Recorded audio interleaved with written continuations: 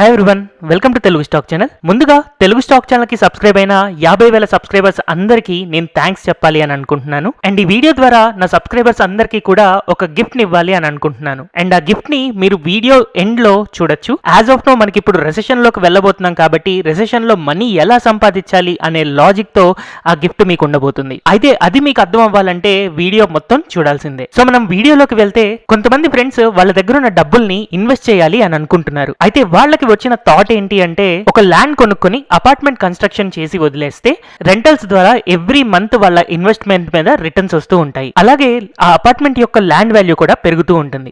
So ఇలాంటి investment యొక్క advantages గనుక మనం ఆలోచిస్తే ఆ ల్యాండ్ యొక్క ప్రైస్ అప్రిసియేషన్ అనేది మన ఫస్ట్ అడ్వాంటేజ్ అవుతుంది.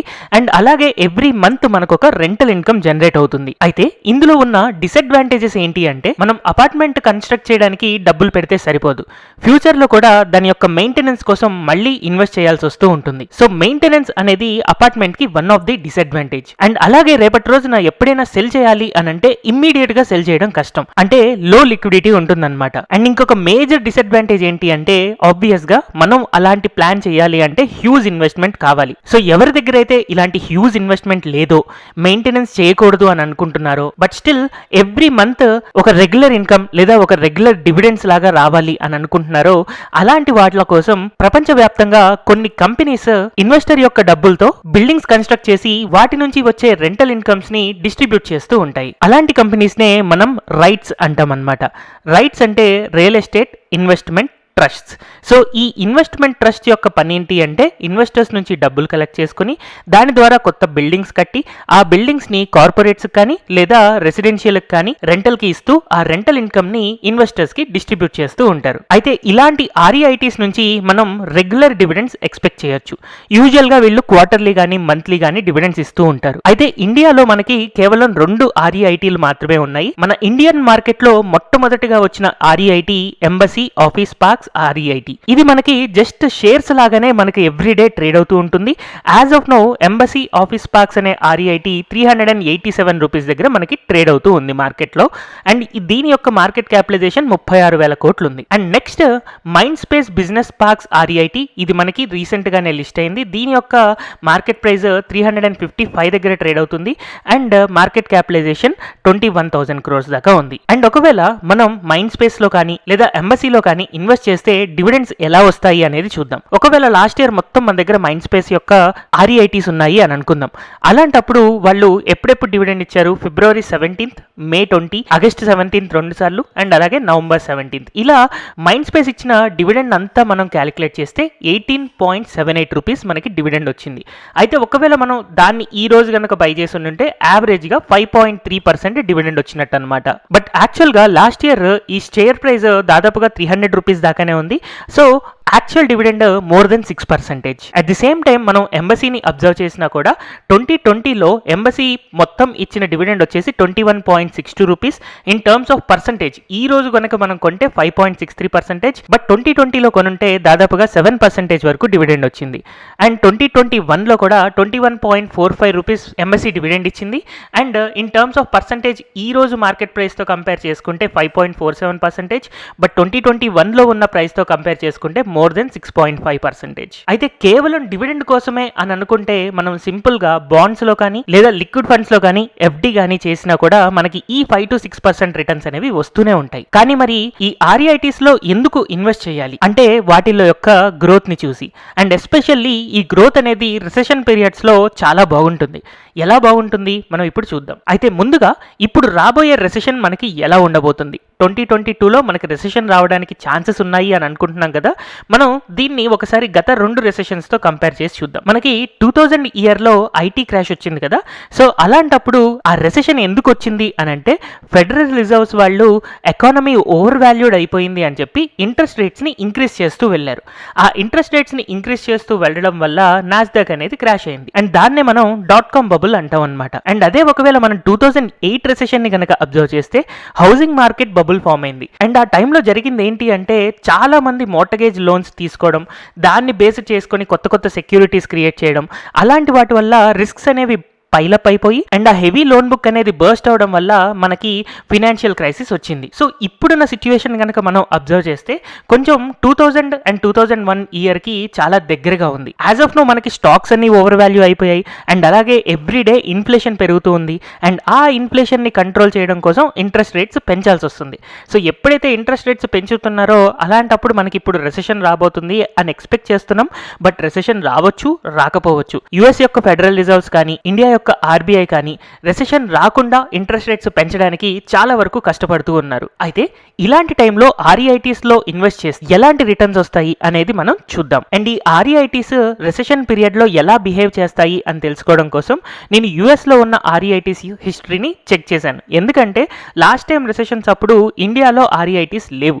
అందుకని యుఎస్ యొక్క ఆర్ఈఐటీ డేటాని నేను చెక్ చేసి మీకు ఇక్కడ చూపించబోతున్నాను. అయితే ముందుగా ఒకసారి మనకి రెసెషన్ వచ్చినప్పుడు 2000 ఇయర్లో గనక మనం అబ్జర్వ్ చేస్తే 2000 నుంచి 2003 దాకా మార్కెట్ పడిపోతూ ఉందన్నమాట. అండ్ అది మనకి 3 సంవత్సరాలు పడిపోయింది.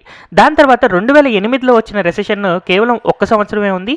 2008 నుంచి 2009 దాకా పడిపోతే మళ్ళీ 2009 నుంచి 2010 లేదా 2011 లోపు ఇది నార్మల్ ప్రైస్కి వచ్చేసింది. సో 2000లో వచ్చిన రెసెషన్ 3 ఇయర్స్ ఉంటే 2008లో వచ్చిన రెసెషన్ 1 ఇయర్ వరకు ఫాల్ ఉంది. దాని తర్వాత రికవరీ అనేది స్టార్ట్ అయింది. సో ఎప్పుడైనా సరే మనకి రెసెషన్స్ అనేవి ఇలా షార్ట్ లివ్డే ఉంటాయి. ఈ 1 to 3 ఇయర్స్ కనుక మనం ఇన్వెస్ట్ చేస్తూ వెళ్తే దాని తర్వాత మనకి హెవీ రిటర్న్స్ వస్తాయి. అయితే ఇదే టైంలో మన ఆర్ఈఐటీస్లో ఏం జరిగింది? సో ఇక్కడ ఫస్ట్ మనం సిమాన్ ప్రాపర్టీ గ్రూప్ యొక్క ఆర్ఈఐటీని అబ్జర్వ్ చేద్దాం. సో 2000 నుంచి 2003 వరకు ఈ 3 ఇయర్స్ ఆర్ఈఐటీ చూడండి కంటిన్యూస్గా పెరిగింది. అందుకనే నేను నా లాస్ట్ వీడియోలో చెప్పాను, మనం జనరల్గా రెసెషన్ వస్తున్నప్పుడు ఈజీ ఎసెట్స్ నుంచి హార్డ్ ఎసెట్స్కి షిఫ్ట్ అవ్వాలి అని. యూజువల్గా ల్యాండ్ కొనడం కష్టం, బిల్డింగ్ కట్టడం కష్టం అండ్ ఇలాగే ఇవి టాంజిబుల్ ఎసెట్స్ కాబట్టి యూజువల్గా వీటి ప్రైజెస్ అనేవి పెరుగుతూ ఉంటాయి. ఎందుకంటే ఇన్వెస్టర్స్ సేఫ్టీని కోరుకొని టాంజిబుల్ ఎసెట్స్ని కొనడానికి ట్రై చేస్తారు. సో ఇలాంటి ఆర్ఈఐటీస్ టాంజిబుల్ ఎసెట్స్ కాబట్టే మనకి రెసెషన్ పీరియడ్లో పెరిగింది. కానీ 2008 రెసెషన్ అప్పుడు మనకి ఇక్కడ దాదాపుగా 70% వరకు ఆర్ఈఐటీస్ పడ్డాయి. ఎందుకు పడ్డాయి అని అంటే 2008లో వచ్చిన రెసెషన్ ఏంటి? Housing bubble. So real estate and హౌసింగే మేజర్ కొలాప్స్ కాబట్టి అలాంటప్పుడు ఇలాంటి ఆర్ఈఐటీస్ పడడంలో ఎలాంటి సందేహం లేదు. సిమిలర్గా రియాలిటీ ఇన్కమ్ గ్రూప్ని కూడా మనం అబ్జర్వ్ చేస్తే 2000 నుంచి 2003 దాకా ఈ ఆర్ఈఐటీ పెరుగుతూ ఉంది అండ్ 2008 to 2009 మాత్రం పడిపోయింది. అండ్ అలాగే రిజెన్సీ సెంటర్స్ యొక్క కార్పొరేషన్ ఆర్ఈఐటీ అబ్జర్వ్ చేస్తే 2000 నుంచి 2003 దాకా మనకి పెరుగుతూ ఉంది. బట్ 2008 to 2009 పీరియడ్లో మాత్రం ఇది దాదాపుగా 60% వరకు పడిపోయింది. సో ఇప్పుడు మనం ఆర్ఈఐటీస్ కొంటే ఏమవుతుంది? మనకి ఎలాంటి రిస్క్ లేకుండా ఒక 5.5% డివిడెండ్ వరకు అయితే ఖచ్చితంగా వస్తుంది ఈ సంవత్సరంలో. అయితే మనం అనుకున్నట్టు ఇప్పుడు రెసెషన్ 2000 రెసెషన్ లాగా ఇంట్రెస్ట్ రేట్స్ పెంచడం వల్ల స్టాక్స్ని మాత్రం అమ్ముతూ ఆర్ఈఐటీస్ని లేకపోతే రియల్ ఎస్టేట్ని కొనుక్కుంటూ వెళ్ళారు అని అనుకోండి. అలాంటప్పుడు మనకి 2000 ఇయర్లో వచ్చిన ఈ ఆర్ఈఐటీ అప్ మూమెంట్ ఇక్కడ మనం అబ్జర్వ్ చేస్తే $20 ఉన్న ఆర్ఈఐటీ దాదాపుగా $36 దాకా 3 ఇయర్స్లో పెరిగింది. సో 3 ఇయర్స్ లో దాదాపుగా 80% రిటర్న్స్ ఇచ్చాయి ఆర్ఈఐటీస్. బట్ ఒకవేళ రాంగ్ అయితే ఏమవుతుంది? సో రాంగ్ అయినా సరే మనం వరీ అవ్వాల్సిన అవసరమే లేదు. ఎందుకంటే 2008లో ఎప్పుడైతే మనకు క్రాష్ వచ్చి ఆర్ఈఐటీస్ పడిపోయాయో ఇవి యాక్చువల్గా టాంజిబుల్ ఎసెట్స్ కాబట్టి చాలా తొందరగా రికవర్ అవుతూ ఉంటాయి. 2008లో మనకి పడిపోయిన లెవెల్స్ నుంచి మళ్ళీ నార్మల్ లెవెల్స్ రావడానికి కేవలం 2 ఇయర్స్ టైం పట్టింది. సో ఈ 2 ఇయర్స్లో మనకి ఈ 5.5% అండ్ అలాగే ఇంకొక 5.5% దాదాపుగా ఒక 11% డివిడెండ్ అయితే మాత్రం మనకి వస్తుంది. సో ఒకవేళ మన రైట్ అయితే దాదాపుగా 80% రిటర్న్స్ మనకి ఈక్విటీ రూపంలో అండ్ అలాగే ఆ 2 సంవత్సరాల డివిడెండ్ దాదాపుగా 10 to 11%. అంటే ఈ రెండింటిని కలుపుకొని దాదాపుగా 90 to 100% రిటర్న్స్ మనం 2 to 3 ఇయర్స్ లో ఎర్న్ చేయగలుగుతాం. అదే ఒకవేళ మనం రాంగ్ అయ్యి 2008 రెసెషన్ లాగా హౌసింగ్ బబుల్ లేదా రియల్ ఎస్టేట్ బబుల్ కానీ క్రియేట్ అయ్యి అలాంటి వాటి వల్ల రెసెషన్ వస్తే అలాంటప్పుడు ఈ 2 సంవత్సరాల్లో మేబీ మనం 11% రిటర్న్సే సంపాదించవచ్చు. అయితే ఇప్పుడు మనం ఈ 50,000 సబ్స్క్రైబర్స్ యొక్క గిఫ్ట్ ఏంటో తెలుసుకుందాం. యాజ్ ఆఫ్ నో మనం కొన్ని స్టాక్స్ ని అమ్మేసి ఆర్ఈఐటీస్ ని యాడ్ చేసుకున్నాము అని అనుకుందాం ఈ లెవెల్లో, లేదా 2000 ఇయర్లో అయితే ఈ లెవెల్లో మనం యాడ్ చేసుకున్నాము అని అనుకుందాం. ఎప్పుడైతే ఇలాంటి ఆర్ఈఐటీస్ ఒక 20% వరకు పడతాయో అలాంటప్పుడు మళ్ళీ యాడ్ చేసుకుందాం. ఇన్ కేస్ ఇక్కడ కూడా మనం అబ్జర్వ్ చేస్తే స్టార్టింగ్లో మనకి రెసెషన్ వచ్చింది అన్న ఫియర్లో ఆర్ఈఐటీస్ కూడా ఒక 20% పడ్డ తర్వాత మళ్ళీ యాడ్ చేసుకుందాం. అండ్ అలాగే ఎప్పుడైతే మళ్ళీ ఒకవేళ కనుక ఫాల్ వచ్చింది అని అంటే మళ్ళీ 20% పడిపోయిన తర్వాత మళ్ళీ యాడ్ చేసుకుందాం. అండ్ అలాగే ఇంకొక ఇంకొక 20% పడితే మళ్ళీ యాడ్ చేసుకుందాం. అయితే ఇక్కడ ప్రతిసారి 20% ఫాల్స్ అనేవి ఇమ్మీడియట్గా రావు. మనకి యూజువల్గా 3 months 4 months టైం పీరియడ్ ఉంటూ ఉంటుంది. ఈ 3-4 monthsలో ఎప్పుడైతే మనకి REITs పడుతూ ఉంటాయో అలాంటప్పుడు మన శాలరీ నుంచి కొంచెం సేవింగ్స్ తీసి పక్కన పెట్టుకుంటూ ఉండాలి. ఇలా పక్కన పెట్టుకోవడం వల్ల ఏం జరుగుతుంది అని అంటే ఇక్కడ 2008 కొలాప్స్ కనుక మనం అబ్జర్వ్ చేస్తే ఎక్కడైతే మనకి బాటమ్ అయిందో అక్కడ 32 rupees and middle of the వేలో 48 rupees and somewhere in the middle ఇక్కడ కూడా 68 రూపీస్ ఉన్న REITs మనకి నార్మలైజ్ అయ్యేసరికి సిచ్యువేషన్ నార్మల్ అవ్వడానికి మనకి సపోజ్ రెసెషన్ వచ్చి పోవడానికి ఒక 3 years 4 years పట్టింది అని అనుకుందాం. ఆ 4 years లేదా 3 yearsలో ఇది నార్మల్ అయ్యి 90 రూపీస్ గనక వచ్చేసింది అని అంటే ఈ లెవెల్లో కొన్న REITs మనకి దాదాపుగా 3 times అవుతాయి అండ్ ఈ లెవెల్లో కొన్న REITs 2 times అవుతాయి అండ్ ఈ లెవెల్లో కొన్న REITs దాదాపుగా 50% వరకు పెరుగుతూ ఉంటాయి. అండ్ ఇలా గనక మనం ఇన్వెస్ట్ చేసుకోగలిగితే ఈ 3 సంవత్సరాల్లో ఈ REITల్లో మనం ఇన్వెస్ట్ చేయడం ద్వారా దాదాపుగా 150% వరకు మనం పెంచుకోగలుగుతాం. ఒకవేళ 2008 రెసెషన్ లాగా కాకుండా 2000లో రెసెషన్ లాగా గనక అయితే మనం ఎలాంటి టెన్షన్ తీసుకోకుండా హ్యాపీగా మన REITs అనేవి పెరుగుతూనే ఉంటాయి. ఎలాగో పెరుగుతున్నాయి కాబట్టి హ్యాపీగా హోల్డ్ చేసుకుంటాం. ఎప్పుడైతే మనకి రెసెషన్ ఎండ్ అవుతుంది అని అనుకుంటున్నామో అలాంటప్పుడు మళ్ళీ స్టాక్స్కి షిఫ్ట్ అవ్వచ్చు. అయితే నా సజెషన్ ఏంటి అంటే ఈ REITsని కేవలం రెసెషన్స్ టైంలోనే ప్లే చేయండి. ఎందుకంటే హిస్టారికల్గా REITs multi returns multi bagger returns ఇచ్చిన హిస్టరీ లేదు. బట్ యూజువల్గా దీన్ని సేఫెస్ట్ అసెట్స్గా అనుకుంటాం అనమాట. మనం డబ్బులు కోల్పోకుండా జనరల్గా రెసెషన్లో చాలామంది వాళ్ళ మనీలో దాదాపుగా 80% 90% లేదా 100% కూడా పోగొట్టుకొని వెళ్ళిపోయే వాళ్ళు ఉంటారు.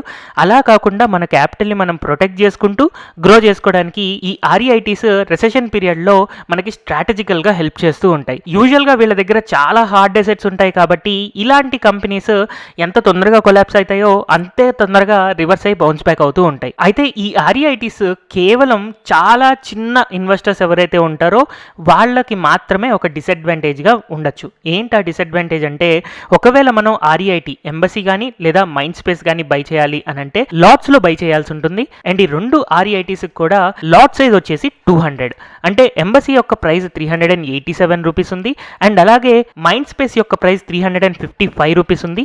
అంటే మనం ఈ ఎంబసీలో కానీ లేదా మైండ్ స్పేస్లో కానీ ఇన్వెస్ట్ చేయాలి అని అంటే మినిమం ఒక లాట్ మనం కొనాలి అని అనుకున్నా కూడా 70,000 రూపాయల నుంచి 80,000 రూపాయలు అనేది మన మినిమం ఇన్వెస్ట్మెంట్ అవుతుందన్నమాట. సో ఓన్లీ చాలా చిన్న ఇన్వెస్టర్స్ ఎవరైతే ఉంటారో వాళ్ళకి మాత్రమే ఈ క్యాపిటల్ అనేది వన్ ఆఫ్ ది డిసడ్వాంటేజ్గా మనకు కనపడుతూ ఉండొచ్చు. బట్ యూజువల్ ఇన్వెస్టర్స్ అందరికి కూడా REITsలో మనకి ఎలాంటి డిసడ్వాంటేజ్ పెద్దగా కనిపించదు. అయితే కొంచెం క్యాపిటల్ ఎక్కువ ఉన్న జనరల్ ఇన్వెస్టర్స్ ఎవరికైనా సరే రెసెషన్ పీరియడ్లో REITs అనేది వన్ ఆఫ్ ది బెస్ట్ ఆప్షన్గా ఉంటుంది. సో ఈ REITs ద్వారా మనం తీసుకునే డెసిషన్ రైట్ డెసిషన్ అవ్వచ్చు లేదా రాంగ్ డెసిషన్ అవ్వచ్చు. ఎలాంటి వరీ లేదు. మనకి REITs పడ్డప్పుడు మనం యాడ్ చేసుకోవచ్చు లేదా పెరిగితే హ్యాపీగా హోల్డ్ చేసుకోవచ్చు. అండ్ ఇయర్లీ మనం దాదాపుగా 5 to 6% డివిడెండ్ కూడా ఎంజాయ్ చేయొచ్చు. అండ్ మనం అందరం గుర్తు పెట్టుకోవాల్సింది ఏంటి అంటే recession is time to invest not to fear.